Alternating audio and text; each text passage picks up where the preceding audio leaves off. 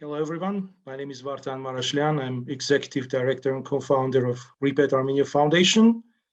I would like to greet everyone who's planning to join us today, also our panelists. We have a great panel today. Before we start our event, I would like to make a couple of announcements. First of all, I would like to express our full support to our defenders, both the Armenian army and our brave border villagers and towners who live in Armenia. I think we all have a consensus on this with our panelists and all people who are watching us today. The second, I would like to congratulate Lara, Tcholakian and Najarian, whose birthday was today and yesterday. So Lara's birthday is today, Rima's birthday was yesterday. Talking about today's panel, I would like to say that it has been designed primarily to assist repatriates and expats who are looking for professional opportunities in Armenia, but it also might be very useful for locals. So you are more than welcome to join us today and join our interactive discussion. I would also encourage you to share our panel discussion through Facebook now, because as many people will be able to see it and to join us, the more effect we will have. Let me come back to the topic of today's meeting. So we decided as Repat Armenia Foundation to organize a panel of employment tips in Armenia for several reasons. First of all, there is a big level of uncertainty today related to COVID-19 and its consequences both on global economy, but also on Armenia's economy. But at the same time, we witness an increased interest in moving to Armenia from repats and expats during the last couple of years at least. And more than 60% who apply for repatriation support to Repat Armenia, they are looking for employment opportunities. So what exactly we'll be discussing today, let me summarize some of the topics. First of all, we'll talk about employment opportunities before and after the COVID-19, and we will have the view of our experts. Some of them are repatriates and moved to Armenia as well. The second, we'll talk about specific aspects related to enrollment, interviewing process, working environment in Armenia. Third is the knowledge of languages and its implication on employment opportunities. We'll talk about soft skills, which are the most wanted by the companies in Armenia. And we'll also touch the topic of possibilities of applying to Armenia for jobs in Armenia from abroad or working remotely from Armenia. I'm happy to say that actually by the time we start our panel discussion, we have already received 46 questions from Armenia, USA, Russia, Lebanon, France, Germany, Netherlands, Poland, Georgia, Syria, Oman, India, Singapore, and we'll be happy to answer on those questions today. Some of them that we won't be able to answer because there are too many questions. We'll definitely continue answering after the event under the Facebook event page. We'll get all those questions listed and you'll get answers from our panelists as well. So before I start asking the questions, I would like to introduce our panelists. I would like our panelists to talk a little bit about themselves, about their personal experience and professional experience. So basically, if they are not from Armenia, where they are from, when they moved to Armenia, and what they are doing here. And let me start with repats first, and then I'll also give an opportunity for other panelists to tell about the experience. So I would like to start with Tamar Najarian. Tamar, could you please introduce yourself? Hi everyone, I am Tamar Najarian. I moved from Canada 7 years ago. I have worked at Repat Armenia for the past 5 years. I am forever a Repat Armenia employee. And before working there, I have also worked at the EDMC USAID project. And I do have some experience in, I don't know any Russian, so I know one of the questions will be about that. Just so you know, I've literally survived 7 years and with good jobs in Armenia without knowing a word of Russian. So, yeah. Thank you, Tamarjan. Thank you. So now the floor is yours. Lara-jan, could you please introduce yourself? Once again, happy birthday. Today is your birthday, so it's great to have you on the panel. Thank you, Vartan. Thank you, everybody. Hello, everyone, near and far. I have repatriated to Yerevan, Armenia already. It's been 14 years from Toronto in Canada as well. We moved here. We had 3 children here. My experience in Armenia started with the Eurasia Partnership Foundation as the regional director of the Caucasus Research Resource Center. Then I moved to high post with the new management, and now I'm currently the head of HR at Viva-MTS. So I'm more than happy to join you all to share my experiences. Thank you, Lara Jan. So basically on the panel, we have 2 repairs from Canada. It's not bad. Narek Jan, now the floor is yours. We have also 2 repairs from Russia. So I'm one of them, so I'm a moderator, but Narek Jan, the floor is yours. Thanks, Vartan. Happy to be among panelists. My name is Narek Aslikyan. I'm co-founder of meethal, of several other HR and education related and tech related startups and companies like Armenian Code Academy, IT's Armenia, and some others. I'm a repatriate from Moscow, from Russia, and I moved to Armenia in 2016. So mostly I representative of tech sector first. Yeah. Thank you. Thank you. Thank you, Narek. Now I will ask Mher to introduce himself. Mher. Hi, everyone. It's very nice to meet everyone. I was born in Iran. My family moved to Armenia in early 90s, more specifically in 1990. I did my studies in the United States, came back to do my military service. After the military service, I co-founded a few startups, and lately I started a new project in the HR sector, a recruitment platform called JobUp. That's it. Okay, good. Yeah, Arpi Jan, please, could you introduce yourself? It looks like all repairs already introduced themselves. So now we'll switch to locals. Hello everyone, I'm Arpi Karapetyan. I am native. I was born in Yerevan. I was raised in Yerevan. I love Yerevan and I do everything for Armenia. Actually, I'm HR consultant and HR professional, trainer, executive coach, and entrepreneur. I have founded and running 2 successful companies, one of which is Cascade People and Business, and the other one is Armenian HR Association. So I dare to think that I know everything about HR processes and HR policies that are in Armenia because I'm dealing with a lot of HR people. And also I'm founder of Zoom In project, which is about about career orientation, and regional HR conference, which we are doing every year and gathering a lot of HR people all around the world. Happy to be here. Thank you for everyone and happy birthday, Lara. Thank you for this opportunity. Very good. Arpi Jan, thank you. Emma Jan, please, the turn is yours. Your turn. Thank you, Vartan Jan. Hello, everyone. I'm Emma Tashjian. I'm a local, even though my surname is not local, it's my husband's surname. So I've been in HR recruitment like sphere for several years already, but I'm considering myself mostly as a technical recruiter. I've helped many companies to successfully open branches in Armenia, recruit staff for them, and also put the company in up and running state so they can take it over from there and start running a company. Currently, I'm bringing a big company to Armenia, so I'm going to be very, very aggressively hiring 300, 400 people. So whoever is looking for any jobs, please. Also, apart from that, if I will try to answer all your questions regarding recruitment, regarding how to have successful interviews and anything related. Thank you so much. I wish all of us to have a wonderful panel discussion today. Thank you. Very good. Thank you, Emma. And the last but not least, Anna Jan, the floor is yours. Represents our partner organization, Ameriabank. Yeah, please introduce yourself.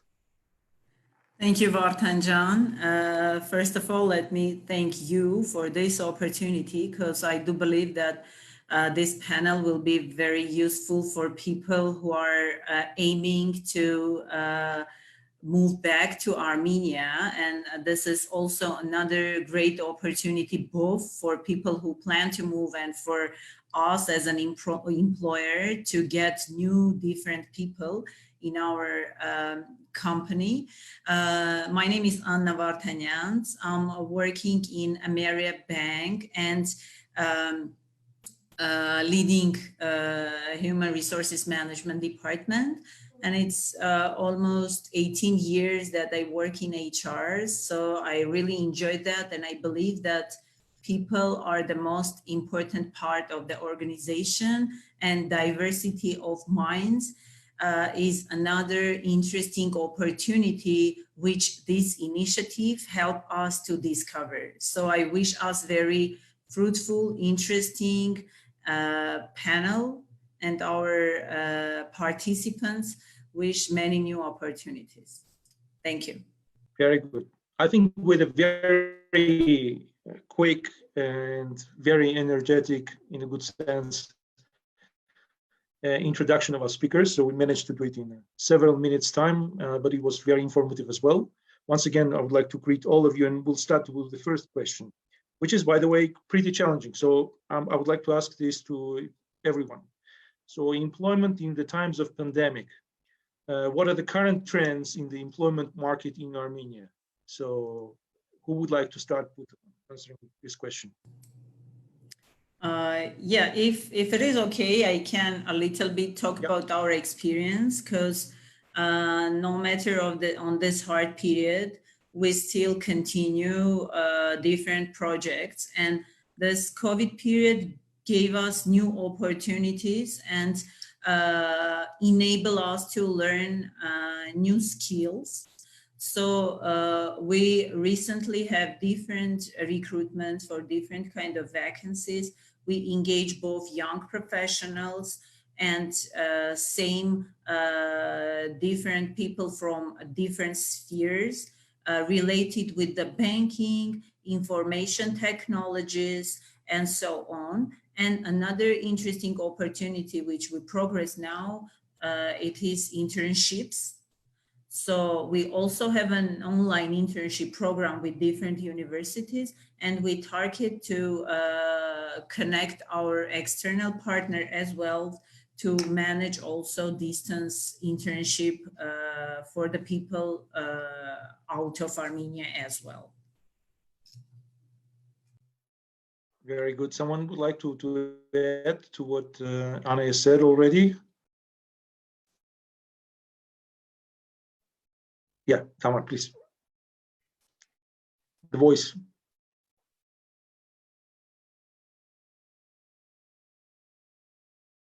Tamar, we can't hear you. Just turn on.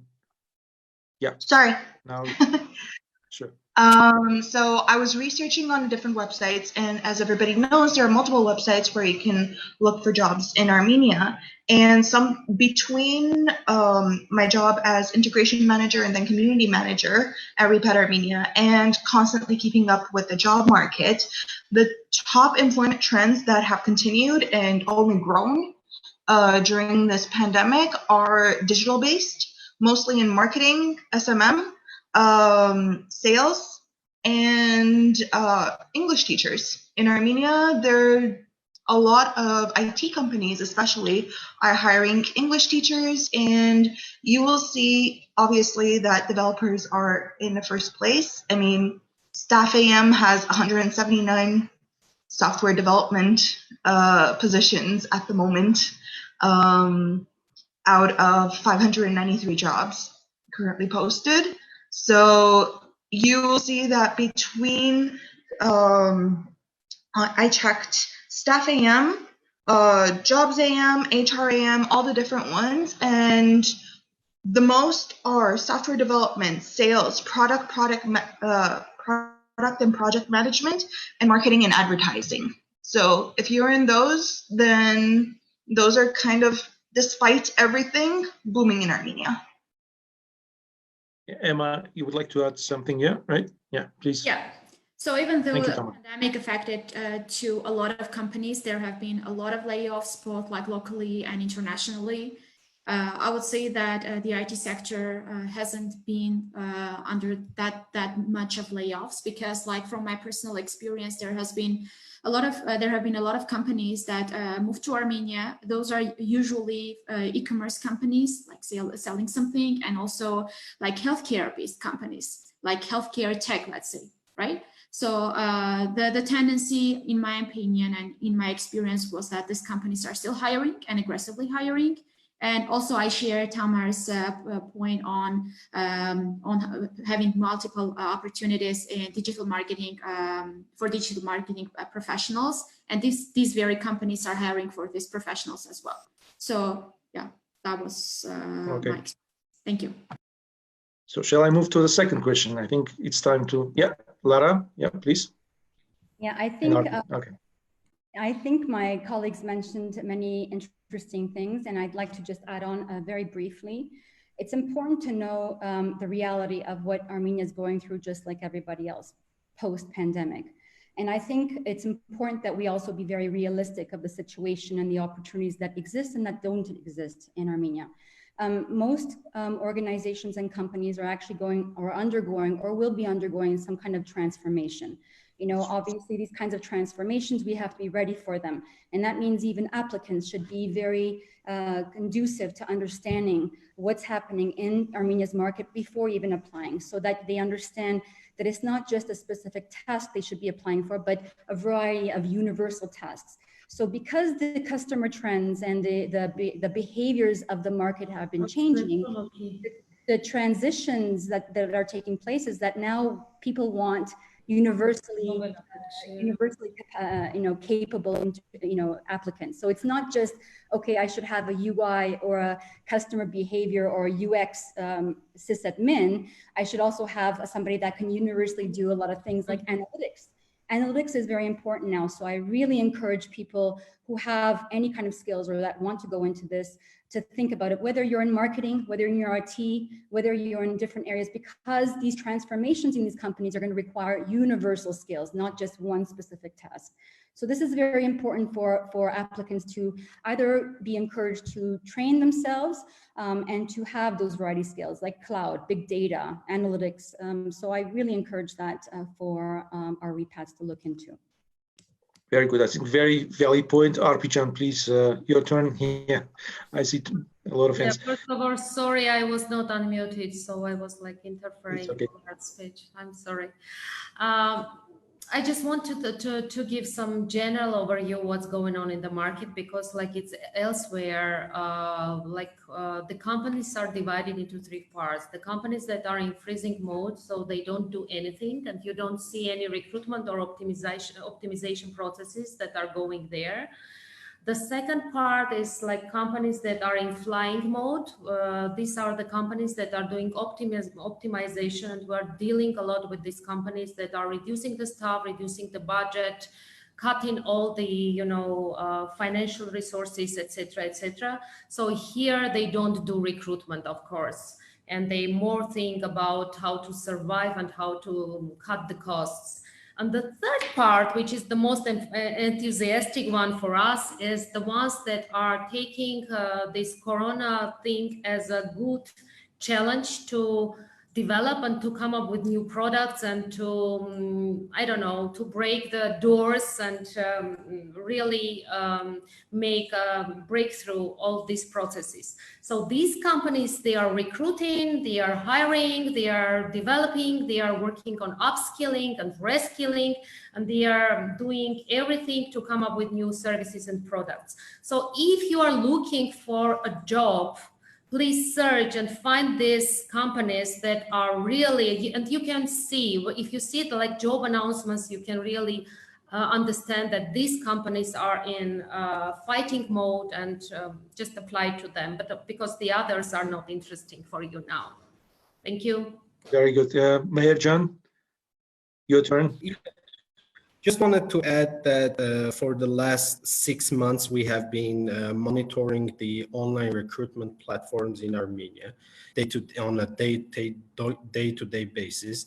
And I would like to say that despite the decline of job announcements in April and May of about 25% to 30%, in the last 2 months we have been seeing some increase in announcements. So we have some good trends in the last 2 months. So that's something to look.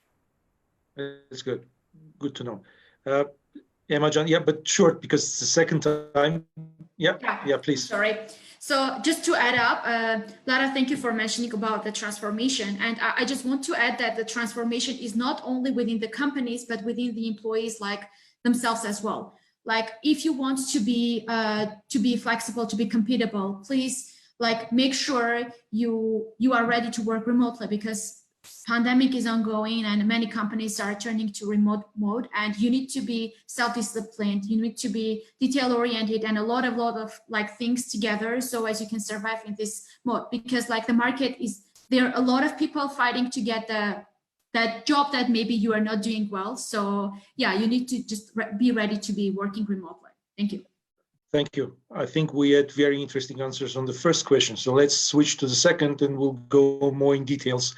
The second question is as follows.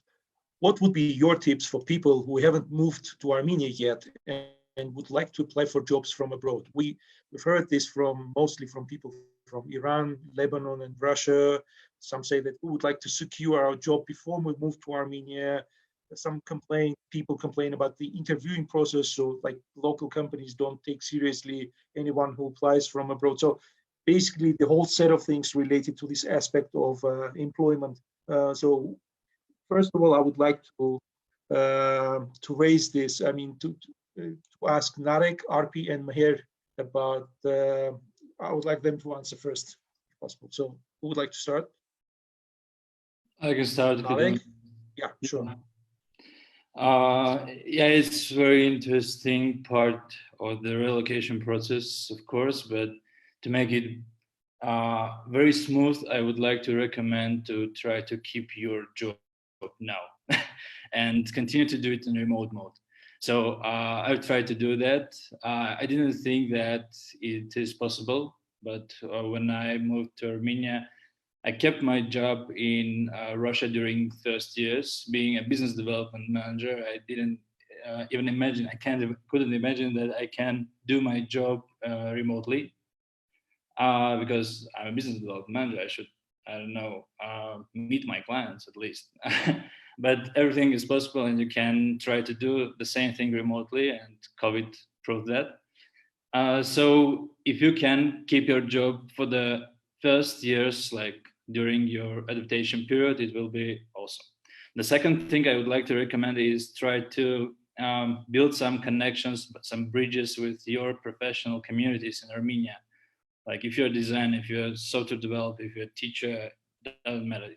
You should start your networking process remotely, because Armenia is a country of networking. So if you have some connections here, which can be built up very easily, you can have a lot of opportunities which are invisible from the first yourself. You can just find a lot of things out of job boards, out of things that are visible. So that's it, I think. Yeah, very good, Narek. Arpi would like to add. Let me be honest here. Yeah, this panel is actually. Yes, it's all about honesty. Yes. So yeah, let me be honest, if I may. First of all, I want to say that, first of all, find those companies. I want to continue the thought that I had at the beginning, that find those companies that are in fighting mode. So these companies are developing. It means they are your focus. If they are your focus, spy a bit on them, because in this era of social media and Facebook and LinkedIn and Instagram and everything, you can really get a lot of information what's going on in the companies. And based on that, you can build your relations and you can build your representation, how you are going to represent yourself. The third thing that I want to mention, that be very specific, because our company is mostly in executive search. And just because of that, I would say the main problem that people that are coming from abroad is being not specific in their requirements, what exactly they are looking for. Like, the impression that you are ready for everything is not the right one. It's not the message that you have to give to the employers. The better is to focus what are like three things, like three options that you really are looking for, and be very, very, you know, keep the line. Otherwise, the message that is coming to the company is that whatever you suggest, he will get. No. Be specific and be very focused on your endeavors. Thank you. Very good, thank you. So wanted to add, Mher? Yeah, actually, it's kind of what I'm going to say is kind of a summary to what Narek and Arpi said. But overall, do the research, find the companies, not just the companies that are flying high, all the companies. Try to do research and find the ones that you're really interested, and then try to create the network. And the most important thing is that to ask questions. Don't be afraid. A lot of people, most of the people will be welcoming, will answer your questions, and will help you, will guide you to either develop your skills or I don't know, guide you to another sector. So be open and try to connect with everyone. Everyone will be helpful. That's about it. Yeah. So someone, yeah, Lara, please. Welcome. Yes, again, I'll be very brief. I echo everything that my colleagues just mentioned. The research is extremely important. You definitely have to do that. However, you also have to really understand the mindset and the mission of that company or that organization to actually be able to really hone in applying for it. There is something really important that we have to mention here. With these transformations and the fact that these companies are undergoing or will be undergoing some either structural or organizational change, we have to also be realistic that there will be a lot of contingent workers that will be in demand.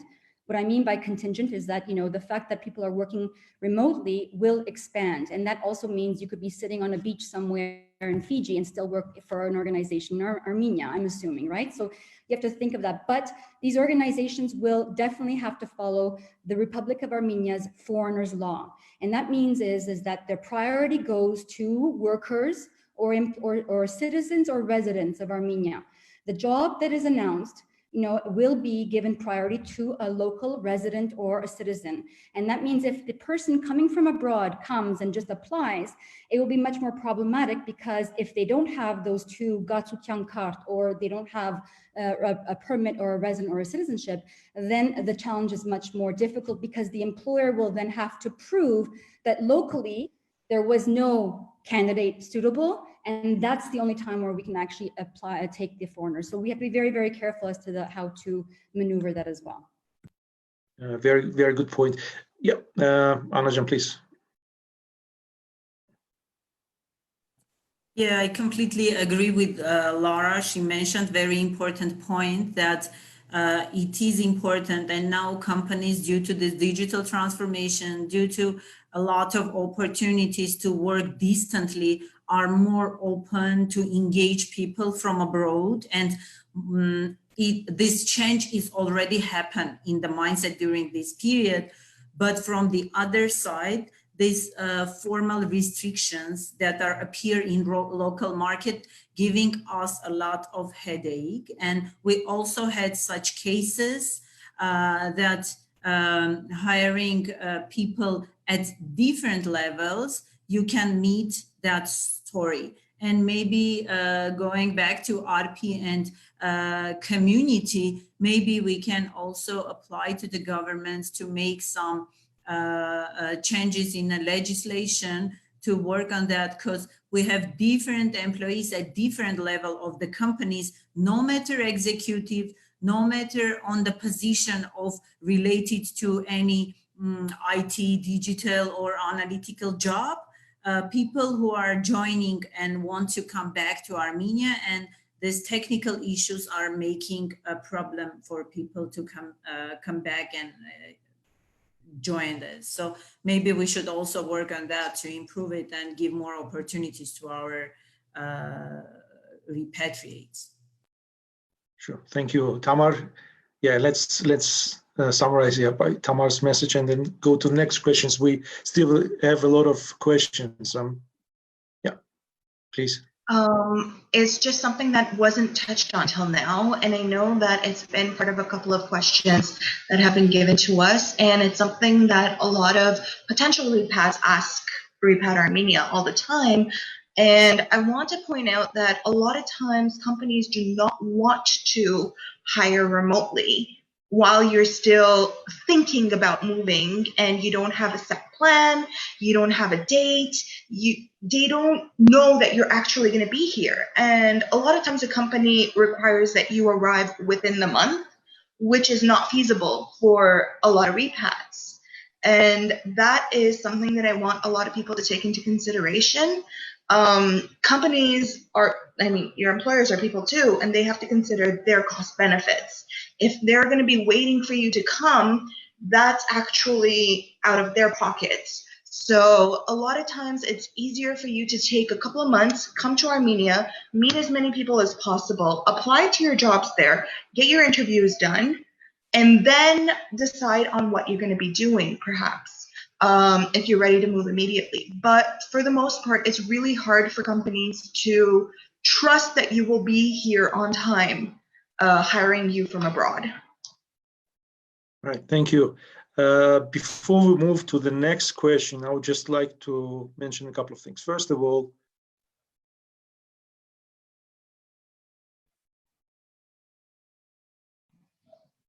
sorry.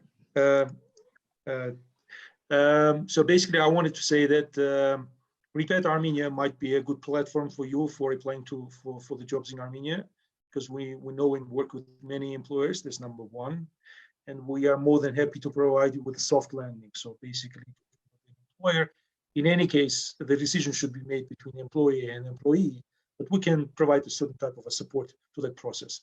The second thing is that we are also very happy to participate in any initiative related to policy changes. So we're now working on the loan repatriation, for example, the only non-government organization being engaged in this process, but employment is also one of the topics where we will be more than happy to become a bridge, so that will help to develop more efficient policies on the public level.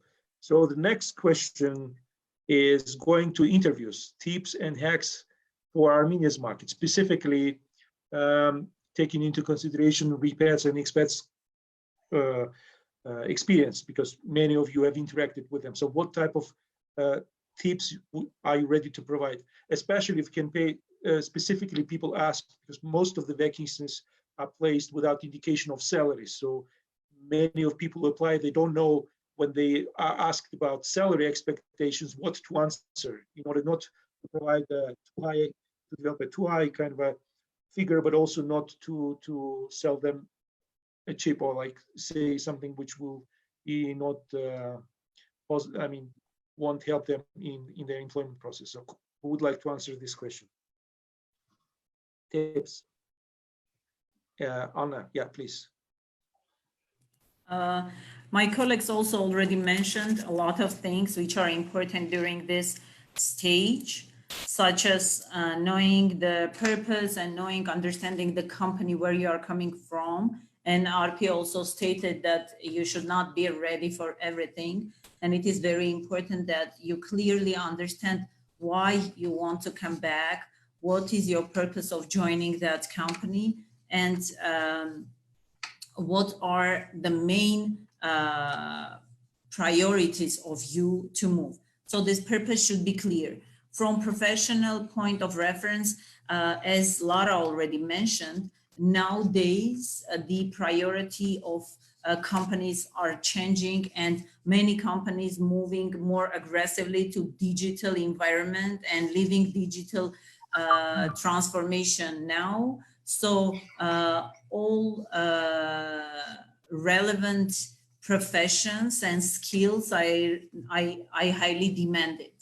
It is connected to information technology, to data science, to data management, to analytics, same to the project management.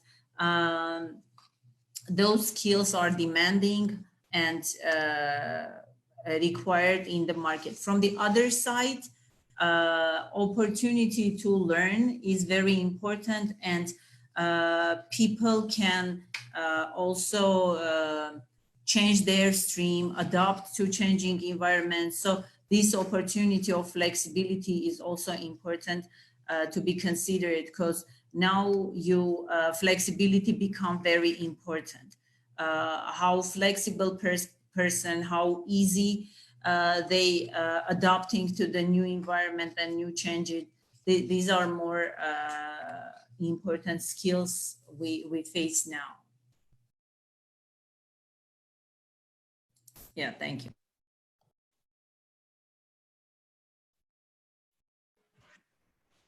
Vartan, did you ask me to continue? I cannot hear you. Vartan, we are not Emma, hearing sorry, you. yes, okay. It was my turn Okay. to make a mistake. Emma Can first, and then Lara. Sorry. So I want to tell you a very short, funny story regarding an interview and give you a few tips how to not to go to an interview. Okay. So there was this girl who I was trying to hire for one of the companies I was working at, and in order to have pleasant, very touching, like nice interview with her, I decided not to have the interview in the office, but a near calm cafe where we would be able to talk. So she comes, she's with her boyfriend or whatever. I don't know who is he, but she is with a guy. I'm like, okay, another lady with her boyfriend. The boyfriend is gonna be telling her, do this, do that, this kind of stuff. So she came, she interviewed. The boyfriend didn't do anything. He would just happen to be there during that time. But opposite to this, I had, again, one interview, and the boyfriend came with the lady. He didn't give the lady an opportunity to talk. He didn't even ask if he could wait inside or outside. He just came, sat next to the lady, and he was interrupting her during all the interview. So please, dear Repat, if you are a beginner in your search, if you are someone who is looking for an opportunity, be very, very clear how you're going to present you during the first interaction with the company, with the employer. So like, be prepared, do some research on the company, as my colleagues already mentioned. Like, have your proper look. I do not say like strictly classic, but like, somewhat casual. Depending on what company you're going, of course. Like, don't bring your boyfriends or girlfriends to the interviews. Take into consideration what kind of gestures you're using. Maybe you can, read something online about the gestures, about your tone of voice, about how to behave in general in the interviews. So this is like my tips. If you have any specific questions, I would be happy to answer all of your questions. So feel free to write me. Thank you. Yeah, good tips.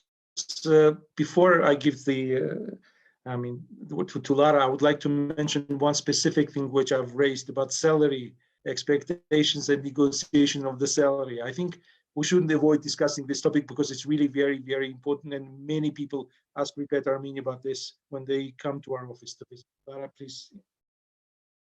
I will try to address the salary question in a way, but first I'd like to say that it's so important. I mean, I know that first impressions are very important. Obviously, this is an important thing, but there's so many cases where individuals, both experienced and non-experienced, come to interviews and they know nothing about the company or the organization they've actually applied to. So it just feels that they're coming for the sake of just get me a job, I'm desperate, and that's it. So you can obviously know that that person will probably be filtered out because they didn't even take the time to go into the website to find out what kind of services, what kind of products, what is that company's mission, what is their culture. These are all important factors. So you do, if you've been called to an interview, already it means it's a signification, it's a sign that you've been filtered from a load of applicants. So already it's a good step. So make that effort to understand that company and that organization, understand their way of thinking, their way of working. And from that point, you show respect, be honest. Your resumes, be very careful. Many times we've had resumes of people that show something like, for instance, they know Spanish, they know French, they know this. And then when you go to ask them a question in French, they, oh, I don't know, I haven't spoken in a long time. So be honest also in your resume. I mean, it's so important because that's also an impression that you make. Show that you take initiative. And that means really show the types of trainings and types of, we have a lot of people that the question you raised about, can I work if I'm 60? Well, the same question applies if a person has been on maternity leave and they come back and they say, well, I haven't worked for 4 years. Well, show that during those 4 years, you haven't just, you've taken initiative, you've done these trainings, you've really understood, what it means to be. And to be frank, we've had enormous amount of very competent Syrian and Lebanese Armenians that actually have applied, and they've actually been accepted because they're much more humble, right? When they come, they're not arrogant, they're humble. And that really, and they showed through their action and the results that they showed that they have an edge that maybe others don't have. So I wouldn't, I wouldn't peg that, as a key factor, but definitely, one final thing.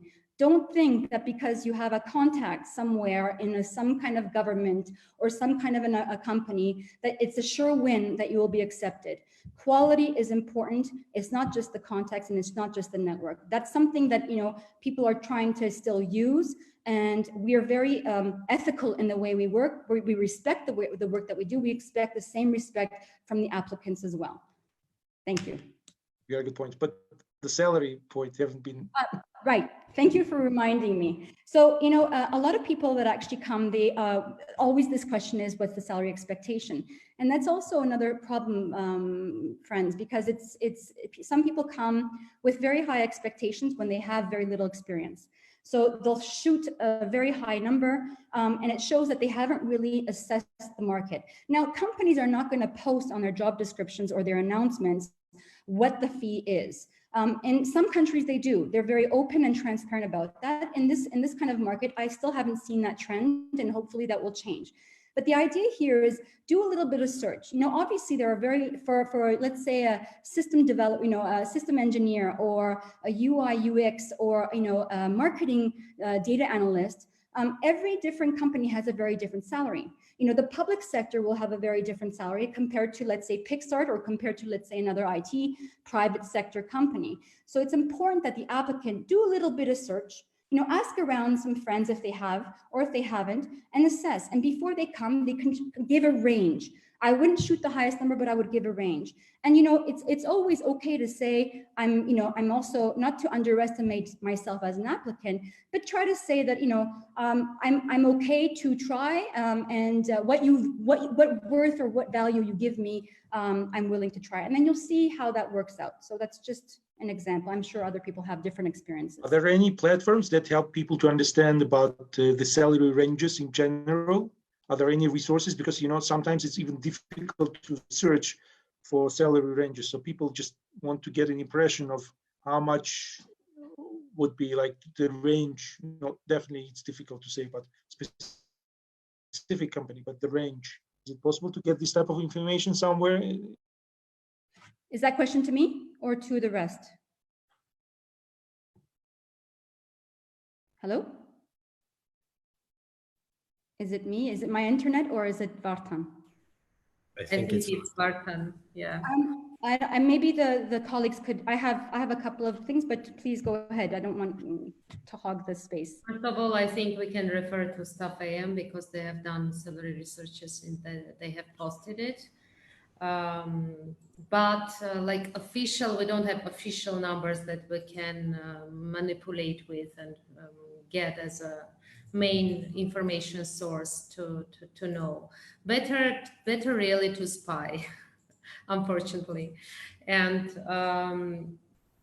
actually, I want to say that I really enjoyed this because it seems we are so much in coherence, because whatever was saying Anna, I was saying, oh, this is what I would like to say. And Lara was saying, and everyone, I really share whatever you have said, colleagues. I just want to like emphasize three main things that maybe I'll guess from you, or maybe I thought before. But the first one, thank you, Anna, for saying about learning, because one thing is to have like eagerness to learn. Another thing is to have ability to learn.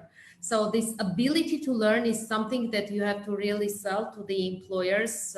So the employer have to feel that you are open for challenges and for development and for learning new skills and knowledge and trying whatever it is given to you during the professional development that you are looking for. The second thing is that, of course, we should know, because the worst thing, the worst message you can give to the employer is to give them the message that you have nothing explored about him. So please really get information, what it is, what the company is about, and what they are looking for, and what is the strategy, and what are the main faces, and what are the products, and what is the website, and what they do, and what is the latest news about them. So it is very important that you show and you are like naturally interested in what's going on with this company. And the third thing is, again, referring to Lara, be as much natural as you are. Because for sure, if you focus on your like main advantages, like maybe you know Arabic, or maybe you know like you have good technical skills, or maybe you have international experience, which we are looking for. So whatever is your advantage, package it and sell it, because it will differ you from the others that are natives. Okay, thank you, I'm done. Okay, thank you. So yeah, I would like to mention that we have questions under the Facebook, and some of them are very specific. So most probably we won't have time to raise those, to answer those questions online, but we'll definitely do it offline. As soon as the event is over, I'll ask all our panelists to go under each comment which is left, you won't be unanswered. So you'll get the answer to your question. But we'll try to answer the general questions first. Well, for many people who actually moved to Armenia, it's not always you can find the job that you want from the very beginning. And I would like to ask about the experience of going through pre-repatriation opportunities, like internship, volunteering, or taking part in such programs as Teach for Armenia, Birthright Armenia, Armenian Volunteer Corps. What would be your recommendations? If someone of you has actually went through that process, what you would recommend to young diasporan Armenians who consider moving to Armenia, but not necessarily will be able to find a job from the very first day? Yeah, Tamar, I think it's logical to start with you. Yeah, so I moved to Armenia in 2013, but I did do Birthright Armenia in 2011. And that was actually 2 years after I wanted to do it. And I'm glad that happened, because I was old enough at the age of 21 to both understand what living on my own would be like and to take my work seriously. I think now Birthright even only accepts from 21 years old. So that's a good thing. When I did Birthright, I did it in 3 different stages. The first stage was in Gyumri, and I was completely immersed in one type of work. However, right now, Birthright actually allows you to do multiple different volunteering experiences. And that is something that I recommend, because it means that you have a lot more contacts. If they like you, they might hire you at the end of your volunteering period. And then I moved on to doing a program, an AYF program actually, and that took me to Stepanakert, brought me back to Gyumri, and then I was in Petrosyan in the village. So I literally ended up seeing everything but Yerevan during that 3 months that I spent here. And I recommend, if you have the time and the resources and everything, to definitely do a minimum of 3 months, if not up to a year, as a lot of birthrights are doing right now, because it means that you are able to create those connections that are so important and integral. And when you're doing the pre-repatriation programs, particularly for a longer period of time, it means you are both a tourist and a local at the same time. So you get to see both sides almost equally. And it's not so much of a shock when you've just been visiting Armenia as a tourist and suddenly you're living here and you're uncomfortable almost in certain aspects because you're not sure how to respond and how to react. So for me, I think that was probably the most valuable experience that I could have had. It helped me get into university back in Canada, and then I could not wait to get back to Armenia because there was so much that I thought that I could do. So yeah, I definitely recommend ADC if you're older or non-Armenian. If you're younger and fit Birthright Armenia's profile, then please definitely do that first. It'll give you perfect footholds before moving to Armenia. Thank you. Sorry, I'm now moderating from Zapata, very close to the border. So basically, sometimes internet goes and comes, but I'm glad that you are able to continue our conversation without a moderator. So would like to add to that, to what Tamar has said. So I missed almost half of it. Yeah, Lara and then Anna, and let's keep short because we still have a lot of questions. So I'll ask people to be short as possible. Yeah, and then, by the way, once again, about salary ranges, whenever you are ready to answer that, doesn't matter. I won't ask that question again, but if you like to refer to that topic, you can do it during this panel session, whenever you want. Well, yeah, I don't remember being in Canada and having those salary decisions either. So there's nothing new in Armenia. Many corporations and many institutions actually just do not share that information, except for, let's say, United Nations. You know, it's very open and they actually propose those kinds of things. So, but definitely staff.am, you'll see a lot of these platforms that actually have it. So I really encourage that. In terms of this very interesting question about career opportunities in terms of training and development, we personally actually really appreciate to see applicants that have, conducted self-awareness and self-education. It means that, because, and I'm going to talk again about the post-pandemic and during the pandemic and post-pandemic. Everything is changing right in front of our nose. I mean, in terms of the way corporations are thinking, it's about now, how do I make sure I salvage my salary fund to make sure I can get a big bang for the money? And what that means is that I want to bring in, employees that I do know that can provide me a variety of skills. And so when I see applicants that actually have very, they may be, I don't know, let's say in marketing, but they have also a wide variety of experience in digital marketing and data science and analytics. And you see that even if they don't have the experience, job experience, professional experience, but they've actually worked towards getting certifications. I mean, talk about having a lot of online training available. Now everything is online.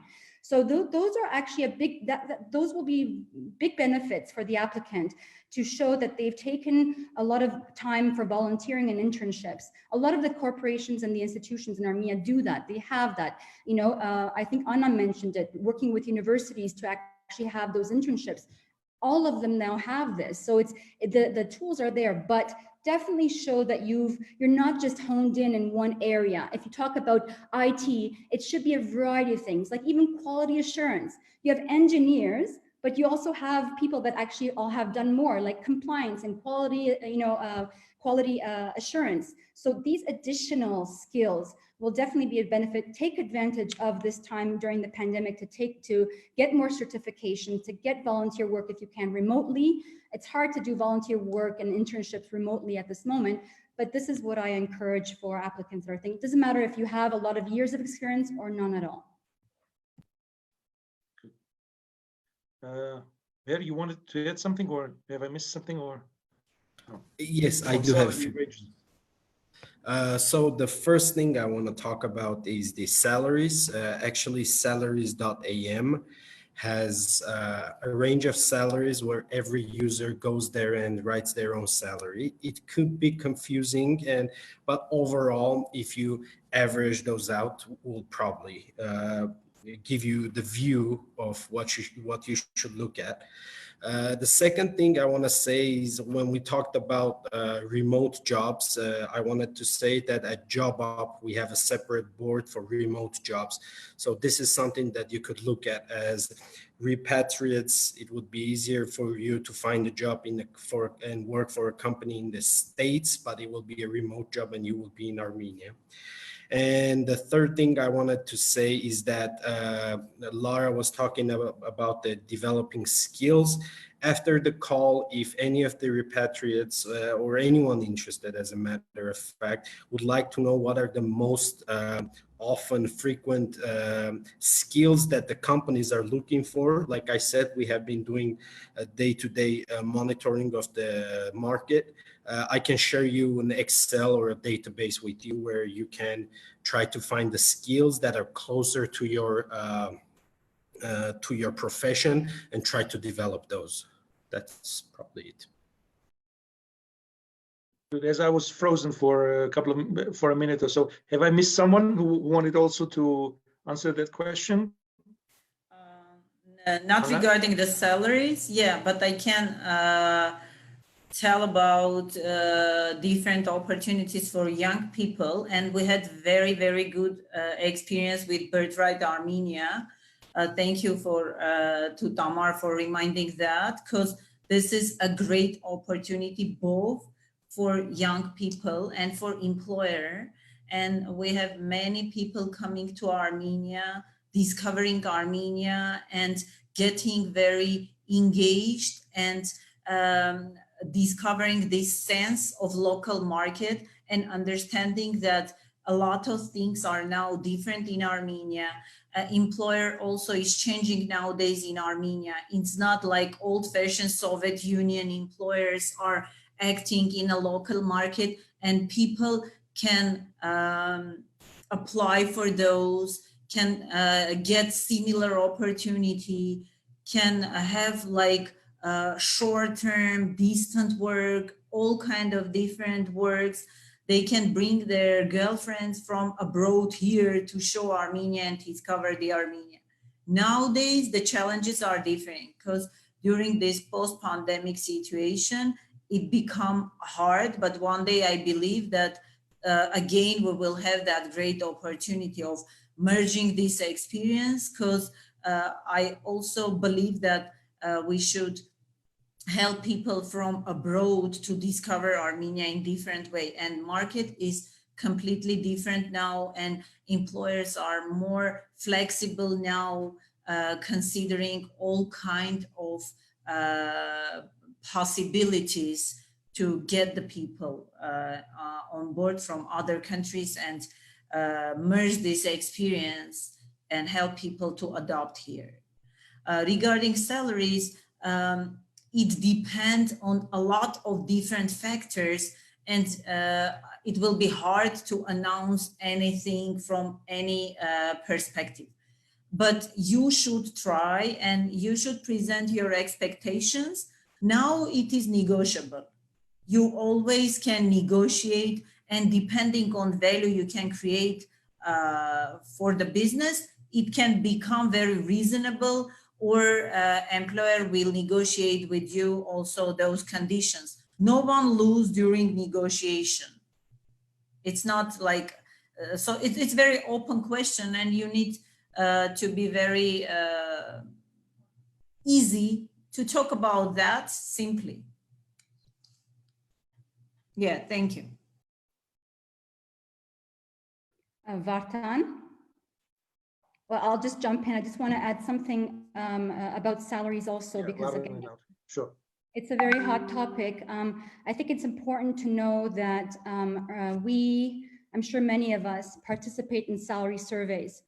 Ernst & Young and Grant Thornton in Armenia, they actually do these salary surveys every year. I don't remember if they did this for this year yet, but they've done it every year.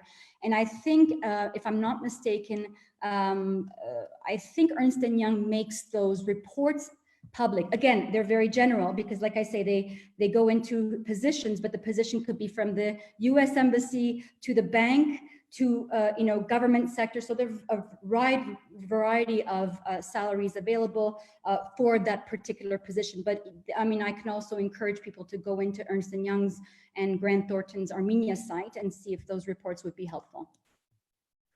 I think also very interesting, very important things. Actually, by the end of today, we'll also try to figure out and place all the useful resources which we think that would be good for you to know and to use. So all the names of the websites which we've mentioned during today's conversation, we'll try to put it under the topic. Okay, Arpi. Nothing about salaries, please. Because it's very, dual. Even if we go to the salary service, how much it reflects the reality, we don't know. I'm sorry to say that, but I have to be. I promise that I have to be honest. So concerning the format like internship, freelancing, etc., I just want to have an announcement and say like Armenian HR Association is looking for freelancers and interns in the field of SMS, SMM marketing, in the field of PR, communication, and blogging, and whatever it is. And we have very good experience with Birthright Armenia, where we took a lot of interns from overseas, and they were taking care of our blogs and our HR community site and writing down articles, etc. So we're open for opportunities, though there should be a quality, and though there should be like coherence between our main directions and understanding where we go and why we go. So please apply if you are interested. We are open for opportunities and for people that are interested in Armenia. At least we can open the door, not a permanent job, but as an opportunity. We are happy to serve. Yeah, Tamar, then Emma, but let's keep short.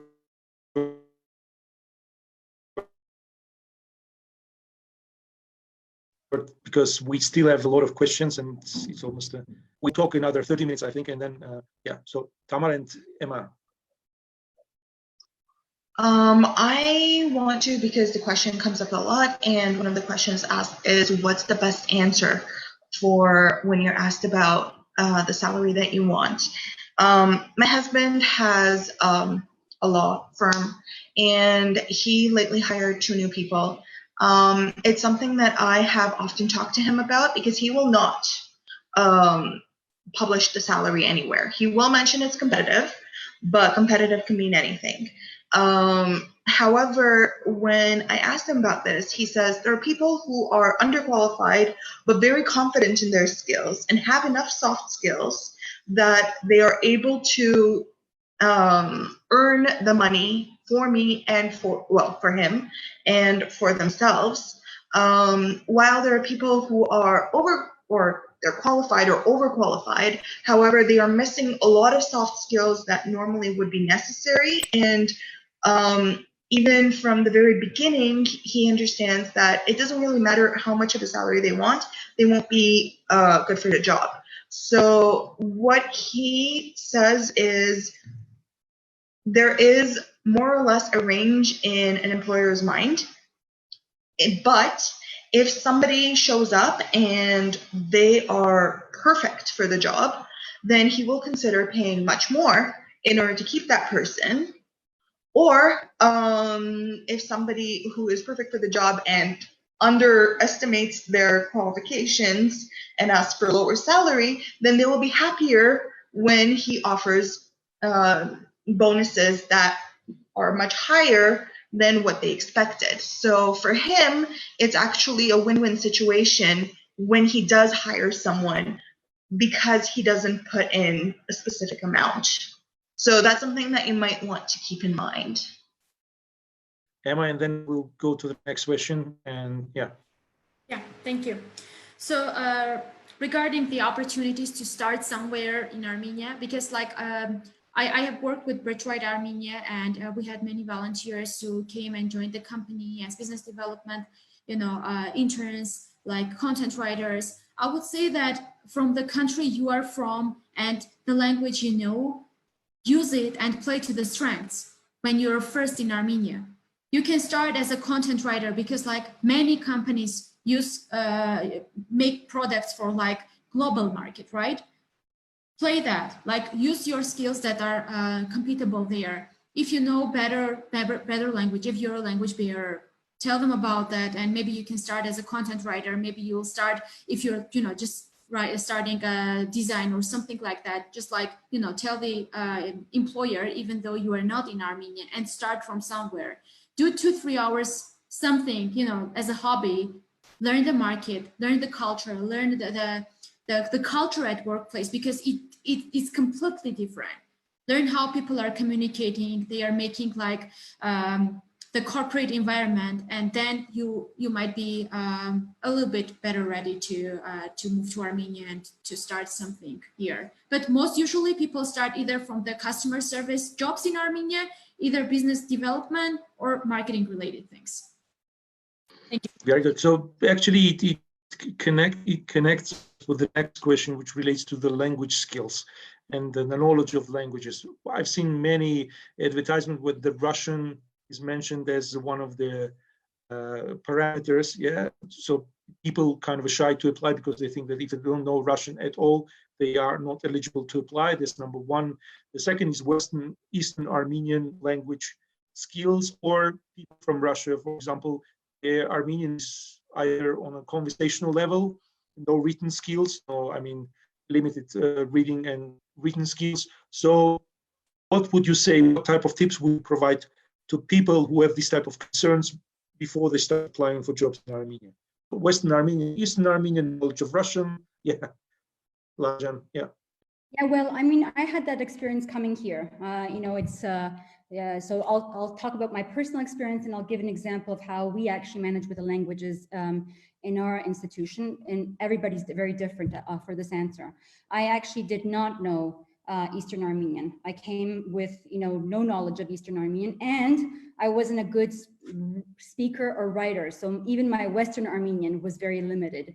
And so I think for me, it was, I had found I did a lot of research. I found an organization that was obviously US based that helped because my English was actually well utilized.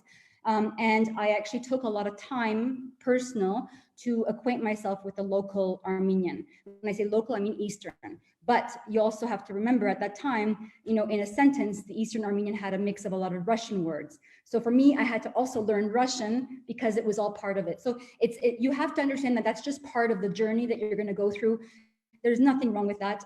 It's okay to admit it, and it's okay to, acknowledge it and move forward. However, be very careful of when you're applying to specific organizations or institutions, because if that institution is a Russian-based institution, you have to understand that if their headquarters is based in Russia, or they have continuous communication with their Russian counterparts or stakeholders, definitely Russian is going to be an important asset. So don't go and apply somewhere where Russian is the key language in that institution, and no knowledge of.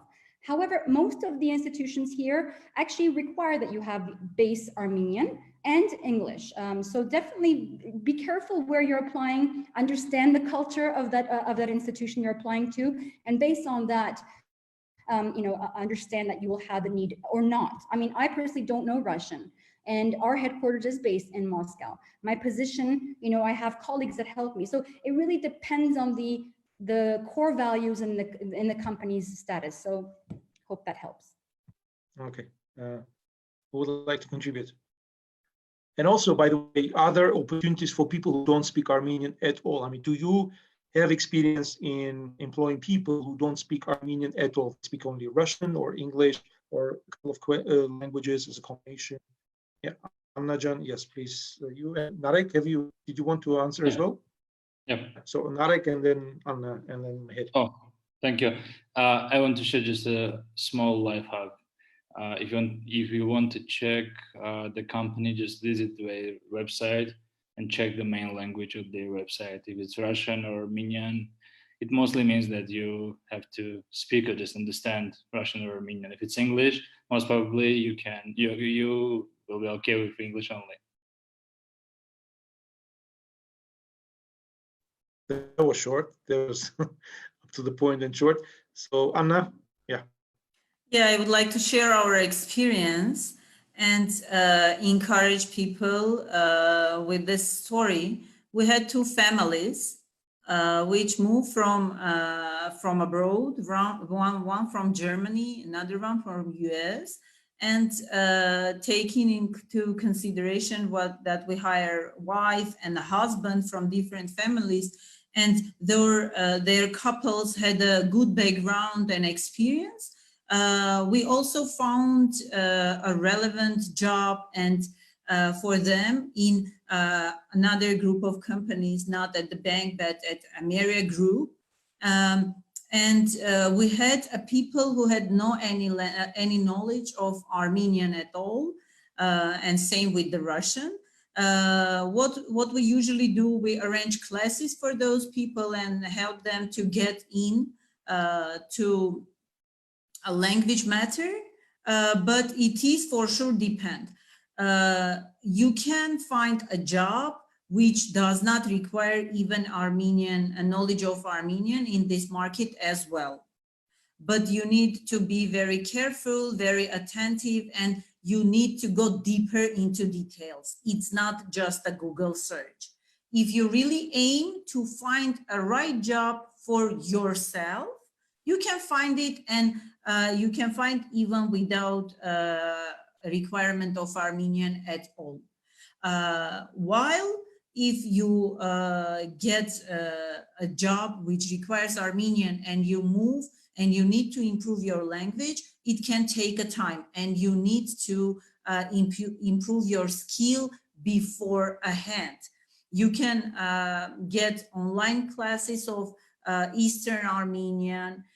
You can ask your employer just to get you some period of time to get prepared. And we have that experience also regarding Russian. Now this language is not that demanding. For example, in our company, and same in most of the companies in the market which are not interdependent with the Russian shareholder, this is not that critical nowadays.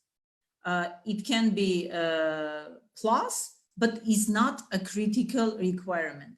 More Eastern Armenian to understand the matter and to be able to read and hold the simple operations.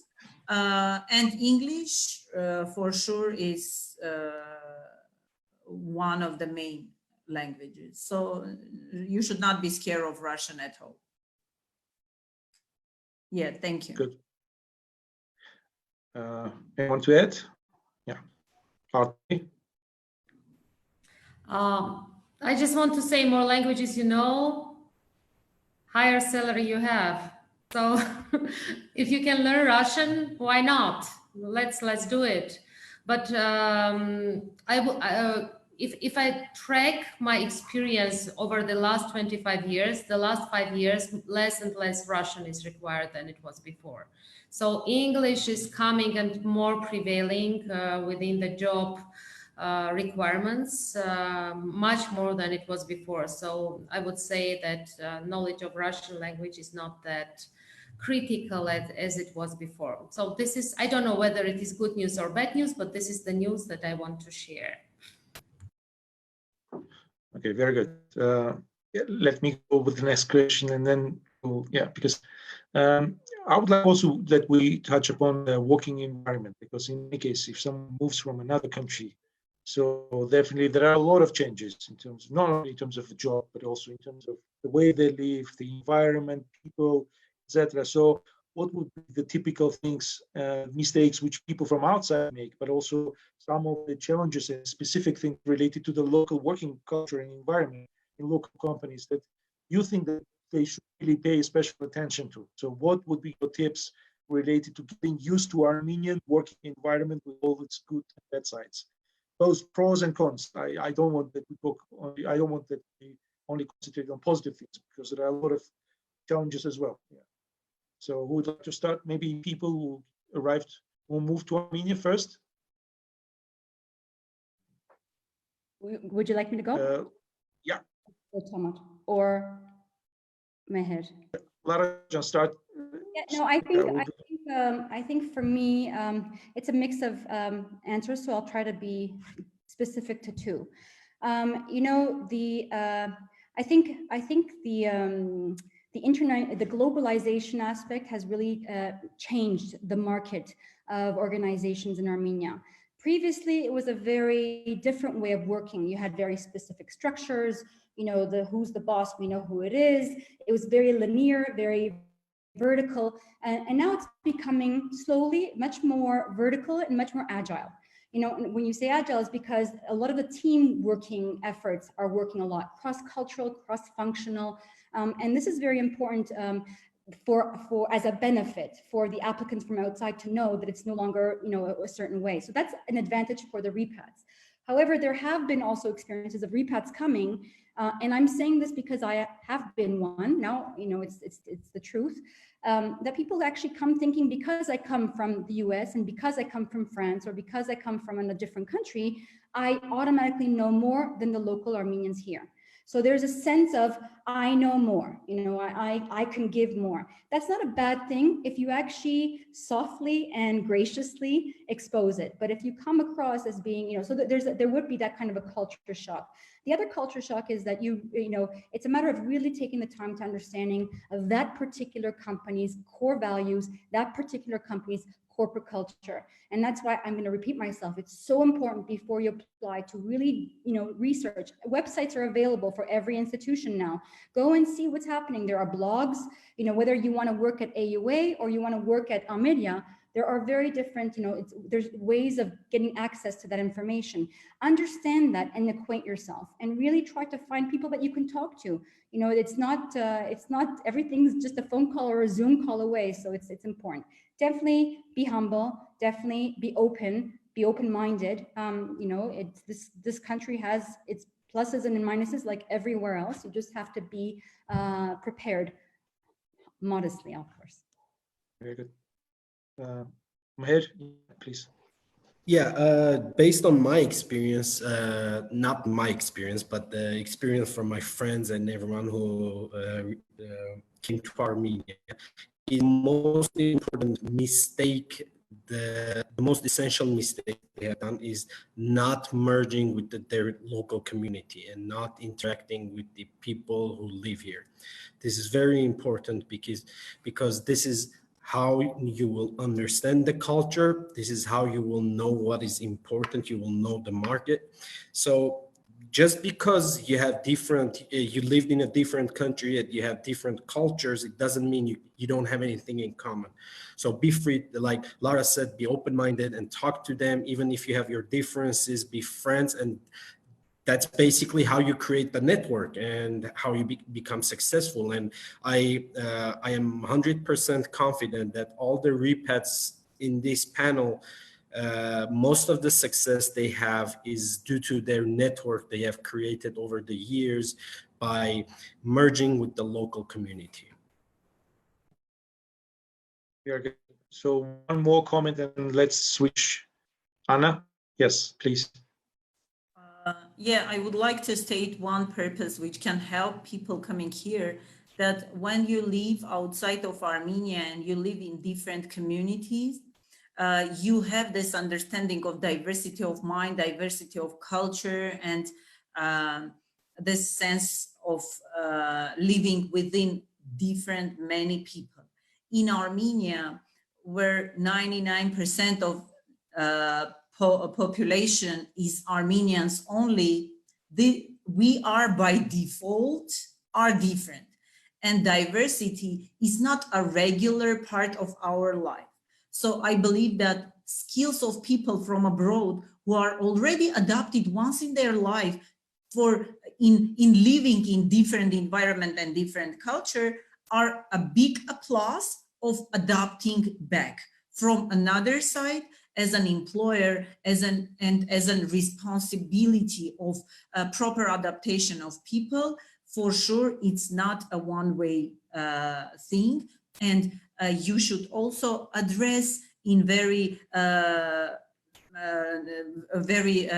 open manner those questions to your employer as well. An employer should also accept that responsibility of adapting people to local culture, local environment, to local society. You can even help people to find a kindergarten or the school for their kids as a part of your responsibility. While I believe that this is your strength, that you can more easily adapt to this environment, because these people think like different, and you already have that experience in your life. So, welcome. Very good. Very good. We also had a question, well, actually several very good questions. It's very difficult for me to choose one of those. So we had a question from Mariana. She was talking about the challenge that in many job postings she sees age limits or gender preferences, and what would be your reaction on that? Who would like to answer that? I would suggest that we have two people answering these type of questions, because we'll just keep dynamic the answer. So would like to answer that specific question, Everyone is nodding, but nobody's answering. Okay, Emma? No, nobody wants to answer. Yeah. Thank you. Emma, and then, yeah. Yeah, I'll be very short. Like, since I'm coming mainly from the IT environment, here the diversity matters. And I can see that most companies want to have like female engineers, female people in their teams as well. So like before it was like mainly males accepted, we would say, but now people are more like open and females are more welcome. So, yeah. Very good. So, Lara? Well, I think many institutions here are undergoing a lot of ISO certifications, right? So when you go through an ISO certification, you have certain criteria that you have to comply with: the anti-corruption, the compliance, and also equity, diversity, and human rights, employee rights. So it's really in the past, I can visibly say these past 15 years have seen a huge shift in the way employers handle these issues: diversity in terms of age, in terms of physical disability, in terms of inclusivity of gender. So I think more and more this is becoming, I'm not saying the problem has been resolved. You still have a lot of these challenges in different places, but you're seeing a lot of the benefits that age, depending on the position, is no longer, an impediment, or a physical disability is no longer an impediment like we used to see. So I really encourage people from all ages, gender and disabilities, to definitely apply and really look into the employers that they can work with that accepts them, is inclusive. Okay. Any other comments, Mher? Yeah, well, I just wanted to say that unfortunately, Lara, I would have to disagree. And if you look at the current platforms where people are hired, where job announcements are posted, you will see a lot of age restrictions, gender restrictions. And one of the things we did at JobUp, we just took those out. The company cannot choose the age or the gender. Well, this is a shame, and it shouldn't be an issue anymore, in my opinion. But I totally agree with you. But it's mostly in the past, but it still exists. And yeah, I just wanted to say that you should apply to the companies that do not look at this, because this also shows the company culture. So yeah, be careful with that. Arpi and Tamar, but very short, please. I have to interfere here because, first of all, let's state that, first of all, any kind of discrimination is forbidden by law. though it is not like law is on paper. Whatever we do, we have to know that there are a lot of violations, and I really feel, and we declare about this within the Armenian HR Association members, that this is something that we have to keep in mind, and this is something that we have to advocate within the market, that this kind of announcements should not go and should not be online, and nobody, I mean, this is the shared value that everyone is like adhering, but the practice and the law is different. But the good thing is that we have this law. So once we have the law, we can somehow adapt ourselves and make it better. Just a note between the reality and what is stated on papers. Good, thank you. Okay, that's it. Okay, let me switch to another question. We got a question from just a second. Ara Yeramian from Germany. Do recruiters and HR managers get regular trainings and updates? If not, it should, since it's very something crucial, and almost everything recruiting agency does it. I think it's a very interesting question, and definitely relates to you as HR managers and recruiters.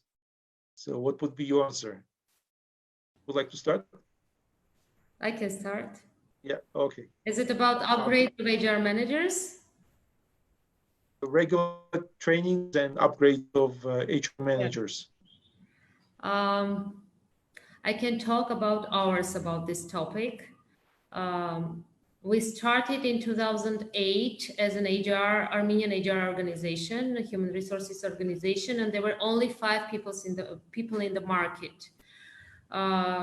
During these 10 years, we worked a lot on certification and upgrade of HR skills and knowledge, and sharing know-how and creating a platform where HR managers can share their knowledge and experience and all the skills that they have obtained in their own companies. Right now in Armenia, we have HR certification by Society of Human Resource Managers, which is the biggest HR company within the world, very well known in more than 120 countries. And we have more than 30 HR certified professionals within the market.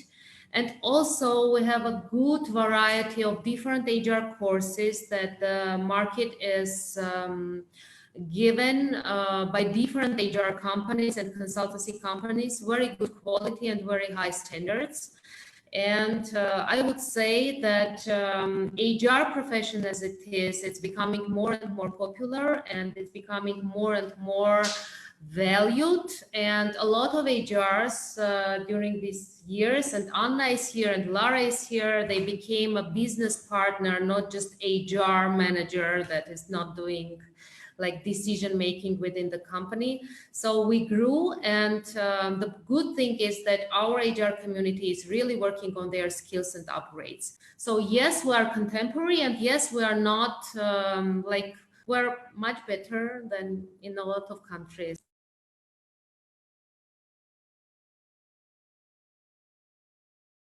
Anna, yes, please, Anna, and then Emma. Yeah, thank you, Arpi, for introduction. And, I would like to say that if HR does not recognize the importance of the growth mindset and importance of continuous learning, it will never drive its organization to success. So the answer that you need constantly to improve, to be able to ask people, encourage people, engage people with this continuous learning journey. And coming back to the question of the age, nowadays the trend is changing. And nowadays all the neuroscientists prove that it's not about age, it's about the way of living. If you constantly grow, if you constantly work on your skill set, if you constantly developing your brain, age is not a matter. If you stuck with your development, if you are not going out of your comfort zone, So you can be very, very old, even in 20 years age, in 21. So if HR want to succeed as a true leader of the organization and true leader of the people, they must develop their own path and then ask and project that to the people of their organization. Thank you. Thank you. Emma? Thank you. I would like to answer this from the recruitment side of the things. So because the trend's changing, because the world is changing, everything is globalized, like we are mostly on the technical side of the things, like living, working without trainings is not a thing. So Narek will agree with me, I guess, on that, and everyone here, that if you don't take trainings, if you are not familiar with the latest trends, if you're not reading blogs, like articles, whatever is there is no chance you can survive here. If it's not you, someone else will come and do the thing.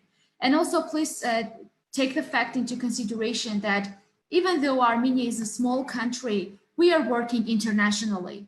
Like I'm telling you from the point that recently Higher Cloud came to Armenia, which is the biggest like technical executive search and technical recruitment company, working with Sony PlayStation, Uber, Hulu, Hyperloop, TripAdvisor, like the brands that the company has been working is like the portfolio is very big. So here you not only deal with the locals, you deal also local plus international. Narek has a different like portfolio in this regard. He will state that too. But yeah, you should all the time work on yourself to be able to communicate, to be able to be professional, and to deliver what you are to deliver. Thank you. Thank you. We had quite a lot of questions related to specific sectors. I would like to raise that question, mentioning the names of people who raised those questions. John Palyan from Lebanon, Elina Dashian from Armenia, Karlen Gulyan from Russia, Sarah Manchakian from Armenia, but like Crystal Shar from Lebanon. So basically, they are asking about opportunities. Anush Kartumian from USA. They are asking about opportunities working specifically in IT sector, educational sector, both teaching and non-teaching positions, and banking, financial sector. So what's going on with those sectors now? I mean, do you see any trends? Do you see anything happening in this field? So what kind of tips would you be ready to provide them with? Once again, I would like to repeat that we will follow up with every single person who wrote the comment on a tete-a-tete basis as a Repat Armenian. Also all our panelists will be doing this during the next couple of days at least. Narek Jan, the floor is yours. Yeah, thank you. I just want to highlight what's going on in the technology sector. But before that, I want to share with our audience that please feel free to reach me if you want to know better technological sector, if you want to be connected with specific companies, or if you want to just know how your technology stack is popular, or something like that. I will be happy to assist. The second thing you need to know about the Armenian tech sector, especially during COVID. I don't know how that happened, but a lot of Armenian companies are growing now because we have a lot of product companies focused on remote management, I don't know, online education, noise canceling, everything you need, just a ready package for COVID. And those companies are booming now. So that's why number of job postings on Staff.am and other job boards are growing. So please feel free to relocate to technologies and work for technological sector. That's the best time. And as for the salaries, the same thing. They are extremely competitive. If you want to just compare something, just go to numbeo.com, type there, compare Yerevan to your city, and convert your current salary expectations and see the cost of living in Armenia and set up your expectations. It will be close to reality. Thank you. Very good point, Najarian. Mher? to add something? No, I did not. Sorry. Yeah, I was just... sorry. Right. So who else would like to answer the question again? Education, IT, Narek has mostly covered, but education, HR, by the way, there was also one question from a person who's looking for opportunities in the HR sector. Yeah, please, Lara. Lara? Sorry. Yeah, okay. Briefly to add specific positions that I'm personally seeing both in the telecom and the high-tech industry are primarily, like I've already mentioned, in IT. So software developers are greatly in demand, software engineers, .NET developers, front-end, back-end developers, IT specialists, system admins, the list goes on in that area. And because artificial intelligence is also growing, and because IoT and cloud and big data and analytics, I mean, when I say analytics, what do I mean? It's so important that even in any kind of sales or marketing, you understand what customer behaviors are happening. Obviously now a lot of digital online purchasing has started. You don't go to the stores anymore. So when you understand that these are the changes being made, these are the specific IT related areas, not just from the ministry, but also in private sector. In terms of education, there are a lot of education opportunities that actually I would really encourage. I mean, apart from the university and the institutions that are continuously looking for good professors, good lecturers, and you don't have to have necessarily a PhD for that. You have lecturers at AUA or even at the agrarian university. Agriculture is a big deal. Agriculture plus AI plus all this big data, it's becoming a big deal in Armenia. So definitely I encourage even people in the education sector to look through these different opportunities through FAST, through the UNDP, the Agrarian University, different institutions that now are looking for international experts to come and lecture or even have specific modules that they can actually give online. So that's my 2 cents worth. Thank you, Lara. Yeah, Anna and then Tamar. Yeah, I would like to also surprise the people that not only IT sector is actively hiring IT positions, and banking and financial technology are also growing in this sphere. And nowadays we have also a lot of opportunities for all kind of IT positions, and developing different products inside of organization are bringing with that demand for those positions as well. Also, as Lara mentioned, data-related professionals are also getting very actual now, because data is growing and managing this data become very vital for all the companies, especially for the banks, which are dealing with a lot of with the large range of data. From the other side, I can also share a very interesting experience which we have with different colleagues from abroad, from different ex-employees who left the country during different circumstances. Skill-based trainings are very, it's a big lack of good skill-related trainings in a local market. And we have a lot of trainers, and during this COVID period, we have many interesting online projects for skill development, which we run with different colleagues, ex-colleagues, with different partners and with different trainers from abroad. And it's helping a lot. It's a good opportunity for them and for us. So this can be also a very good opportunity to use this COVID state and this distance learning as a plus in this. Yeah, thank you. Thank you, Najarian. Tamar. So I should state that when I moved to Armenia, I was actually going to be hired as a teacher at a top school. And the problem was I was going to be hired outside of Yerevan, and then they decided to switch me up with someone local. I understand there's the whole thing, but I do have a 10-year passport, so I'm a resident. Everything was good in that sense. However, in order to work at that school in Yerevan, they required me to have a master's degree to teach grade 1, which made no sense to me.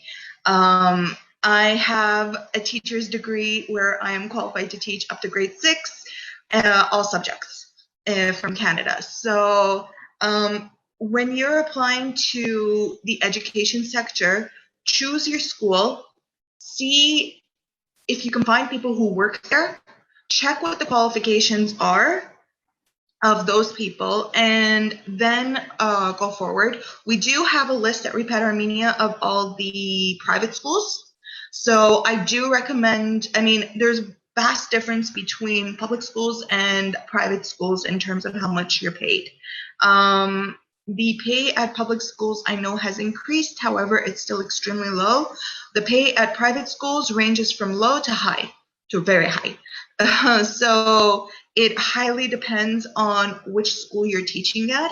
I know if you're applying for CIS Armenia, there are a lot of steps to go through and 3 different interviews and so much that you have to get done before you're even considered for the position.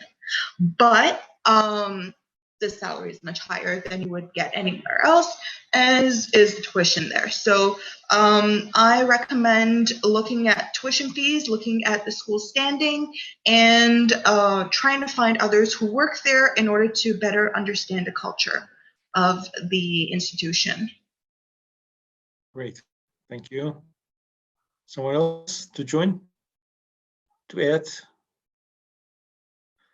Okay, no, I mean, we are already talking for 1 hour and 40 minutes. I think for now, I mean, we should summarize what we've discussed.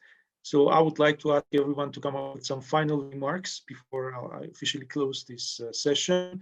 I think it was very useful, and we definitely will continue the series, maybe some topics specifically. We'll discuss some specific topics related to employment in future, or we'll do general panels as today. So can we come up with some final remarks to close out today's panel? So would like to start Mher, would like to start with? Yeah, I can start. Well, just to summarize from my side, if you really want to come and live in Armenia, and if you want to find a job, if you have the necessary skills, try to find a remote job with our website or any other option, and work remotely from Armenia. If not, just integrate with the community. Ask questions, don't be afraid. People are welcoming.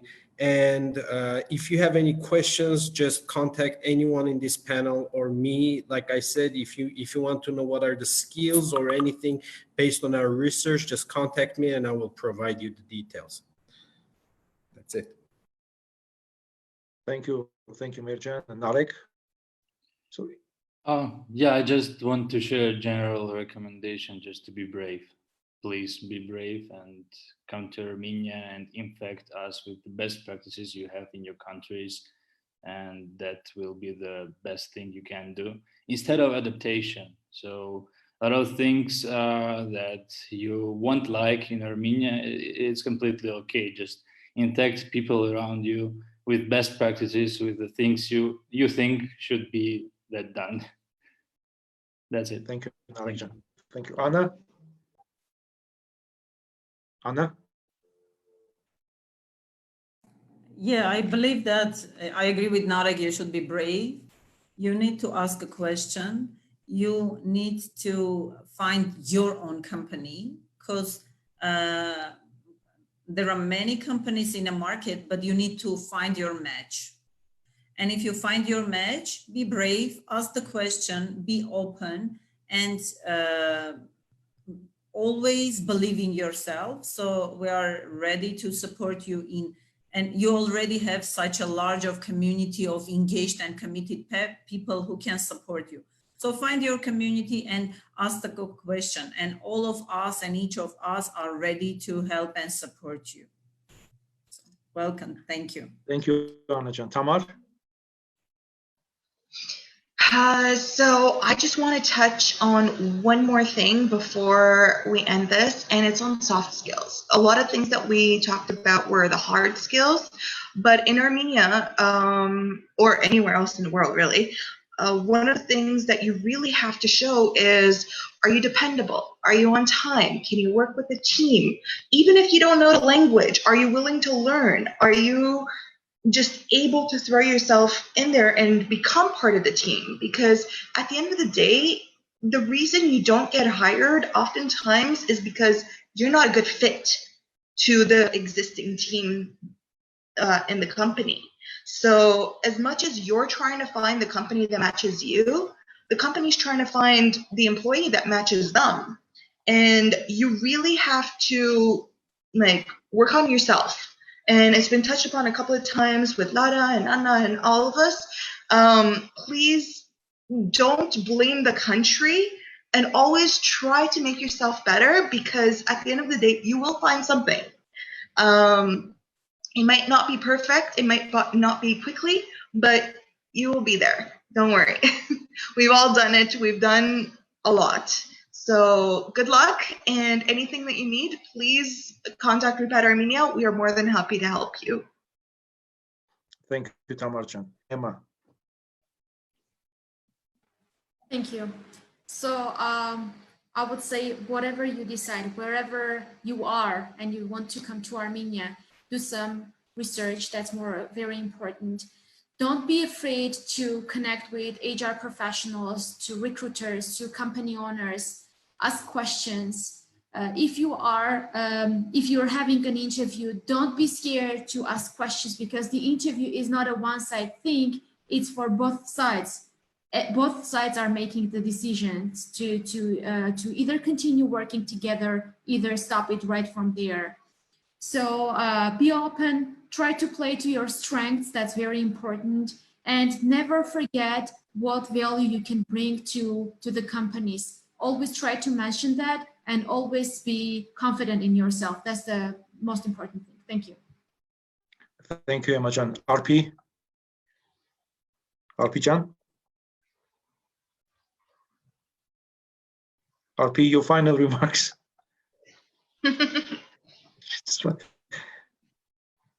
No remarks from Arpi?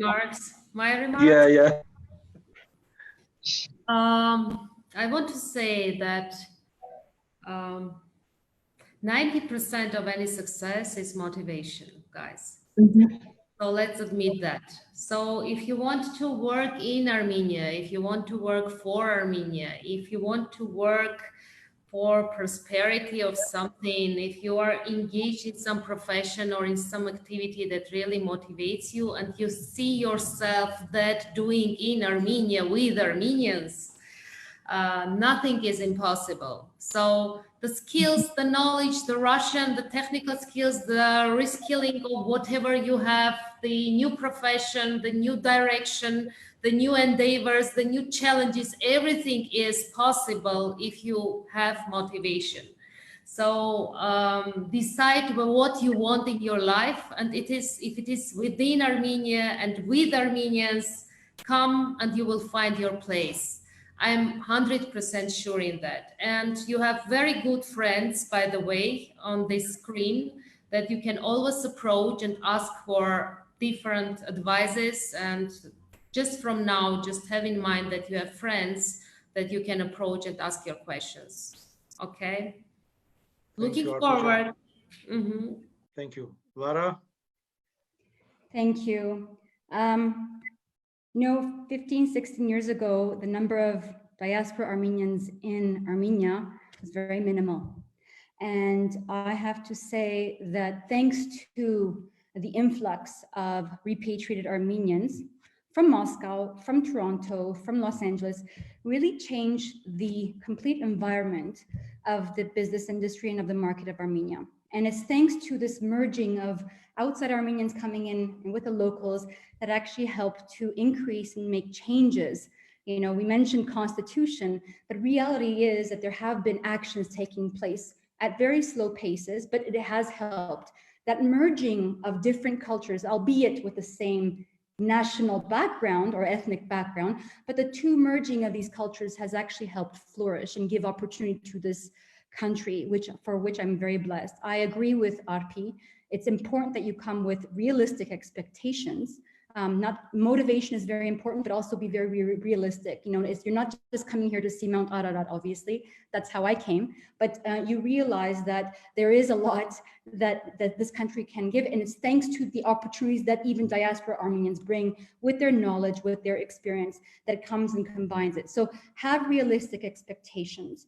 Assess the market as much as you can before coming. Really, like somebody said here, use this panel, use your colleagues, use friends to actually have an exchange, use Repat, use Birthright for that information. And most of all, keep an open mind and know that thanks to the Repat Armenians also, this country will flourish and will have less, hopefully, diversity issues and less issues of, you know, unfairness that we see in some of the job markets. But I really have major hopes. So I'm grateful for this opportunity to Repat. I'm grateful for my colleagues on this panel. Thank you so much for the fantastic exchange. And I look forward to helping anybody that requires or has any questions. Thanks a lot. I would like to say that this panel was very inspirational for me as well. And it was a great pleasure for me to be a moderator of such a great panel, for such a great panel, such very interesting individuals combining actually being a team today, answering different type of questions, and still will continue answering the questions and assisting people. I would like once again to mention that if you are already in Armenia or are planning to move to Armenia, Repat Armenia stands by you. We are more than happy to assist you in that process, which means making a lot of difficult choices and be ready for change. This is very important. All of us who actually moved to Armenia went through that process. All of us were ready or were not so ready for the change, but went through it in order to become successful as repatriates in Armenia. But now today we have Repat Armenia's organization. We have a 8,500 members Armenian Repatriates Network. Many of whom are ready to assist you on a personal level, but absolutely different aspects of soft landing, moving on, getting integrated in Armenia. And we'll definitely continue a series of talks about employment opportunities and talking about different other aspects of repatriation. So once again, I would like to thank all panelists, especially those who have birthday today or had birthday yesterday, and all people who join us today. Please continue sharing this video with your friends who might be interested, and we will be online continuing answering your questions. Thank you, and see you soon during our next meetings and panel discussions. Bye.